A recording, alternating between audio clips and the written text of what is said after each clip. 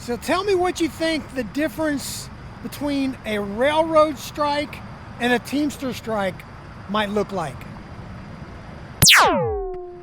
Yeah, there's news in the railroad union talks with the railroads out there, and just want to show you, I'm in the sleeper truck today. My truck broke a flex pipe, so it's in the shop. I'm in this thing. We'll be good. Anyway, there's news in the railroad talks, right?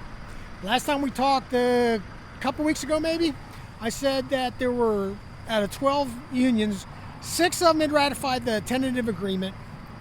4 still had to vote on the agreement, and 2 had rejected the deal over what they called the quality of life issues, right? And there was a November 19th deadline for all that to happen, right? Well, since that happened 2 weeks ago, one of the 4 unions voted to ratify the contract, so that makes 7. The 3 others still have to vote this month in November, and then the 2 still have not come to agreement on the quality of life issues and still rejecting the deal. Another update is they extended the deadline from November 19th to December 4th. Now, the reason for that is they want to give them more time to convince the 2 unions that haven't agreed to the tentative agreement to agree, and to talk to those other 3 unions that haven't ratified to get them to go along with the deal. So the sticking points are still the quality of life issues with those 2 unions, and they're not sure about the 3 that are left, if they're going to want to hold out for that too.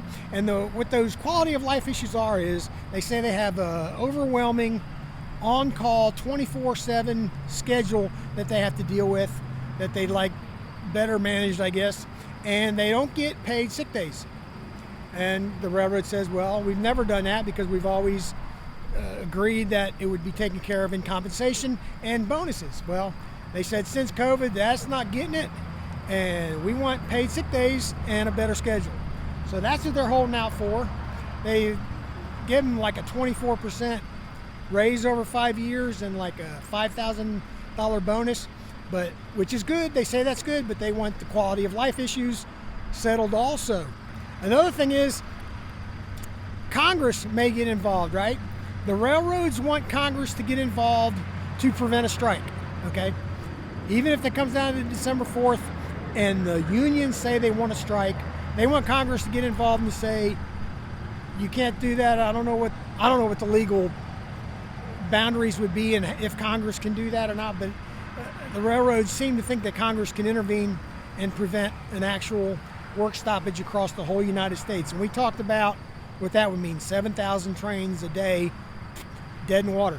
The unions want Congress to get involved because they want them to insist that the railroads give them paid sick days and take care of the scheduling issues.